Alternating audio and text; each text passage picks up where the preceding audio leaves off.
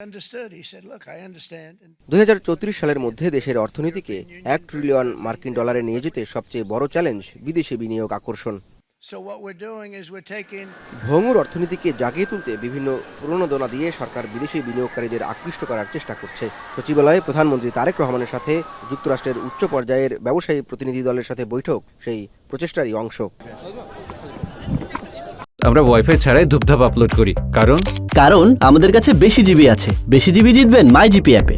সরকার প্রধানের সঙ্গে US Bangladesh business কাউন্সিলের বৈঠক নিয়ে ব্রিফ করেন প্রধানমন্ত্রীর কার্যালয়ের মুখপাত্র ডক্টর মাহাদি আমিন।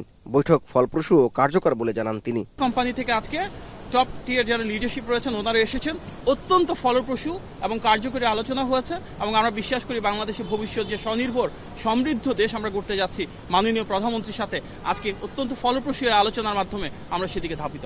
দেশে বিনিয়োগ বৃদ্ধি, কর্মসংস্থান সৃষ্টি, সরকারের বিভিন্ন উন্নয়ন পরিকল্পনা বাস্তবায়নে বেসরকারি খাতের সহযোগিতা নিয়ে আলোচনা করার কথাও জানান তিনি। অ্যাম্বাসেডর অতুল কশ্যপের নেতৃত্বে 50 জনের যে ডেলিগেশন যুক্তরাষ্ট্র থেকে এসছে ওনারা মিটিং করেছেন। এখানে কিভাবে বাংলাদেশে বিনিয়োগ আরও বাড়ানো যায়, ব্যবসা বাণিজ্য সম্প্রসারণ করা যায়, অর্থনৈতিক অগ্রযাত্রা বাংলাদেশ যুক্তরাষ্ট্রের সম্পর্ক আরও স্থিতিশীল এবং আরও দীর্ঘায়িত করা যায়, কিভাবে বাংলাদেশে কর্মসংস্থান তৈরি করা যায় এবং সরকারের বিভিন্ন ম্যানিফেস্টোতে যে পলিসিগুলো রয়েছে এগুলো বাস্তবায়নে আমেরিকার প্রাইভেট সেক্টর থেকে কিভাবে ভূমিকা রাখা যায় এগুলো নিয়ে বিস্তারিত আলোচনা হয়েছে। ইউএস বাংলাদেশ বিজনেস কাউন্সিলের প্রেসিডেন্ট অতুল কেশাপও বৈঠককে ফলপ্রসূ অভিহিত করে বিনিয়োগ ও প্রযুক্তিগত সহায়তা দেওয়ার কথা জানান। সরকার যথাযথ বিনিয়োগের পরিবেশ নিশ্চিতের আশ্বাস দিয়েছে বলেও জানান তিনি। We believe in the vision of the Honorable Prime Minister of Bangladesh being a $1 trillion economy by 2034.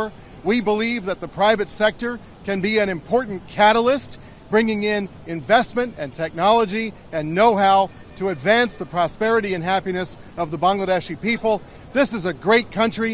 We have American companies who have been here for decades, partnering with the people of Bangladesh, helping ensure prosperity, job creation, tax revenue, and we will continue to do that. এই বৈঠকে দুই দেশের অর্থনৈতিক সম্পর্ককে আরও সুদৃঢ় করবে বলে প্রত্যাশা খাত সংশ্লিষ্টদের। জাওয়াদ মাহমুদ, এখন, ঢাকা।